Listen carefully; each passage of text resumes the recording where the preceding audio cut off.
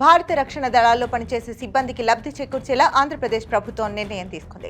ఆంధ్రప్రదేశ్ రాష్ట్రానికి చెందిన army, navy, air force, paramilitary, సిఆర్పీఎఫ్లలో పనిచేసే సిబ్బందికి ఆస్తి పన్ను మినహాయింపు ఇస్తూ ఏపీ ప్రభుత్వం నిర్ణయం తీసుకుంది.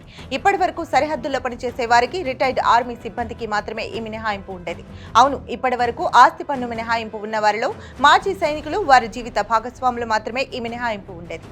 అయితే ఇప్పుడు ఆంధ్రప్రదేశ్ ప్రభుత్వం రక్షణ దళాల్లో పనిచేసే ఏపీకి చెందిన వారందరికీ ఈ మినహాయింపు కల్పించింది. సరిహద్దుల్లో దేశ రక్షణ కోసం పోరాడుతున్న వారి కోసం ఈ నిర్ణయం తీసుకుంది. రాష్ట్రంలోని పంచాయతీల్లో దేశ రక్షణ దళాల్లో పనిచేస్తున్న సిబ్బందికి ఈ మినహాయింపు ఇచ్చింది. పాకిస్తాన్తో యుద్ధ వాతావరణం నెలకొన్న పరిస్థితుల్లో ఏపీ నిర్ణయం తీసుకోవడం గమనార్హం.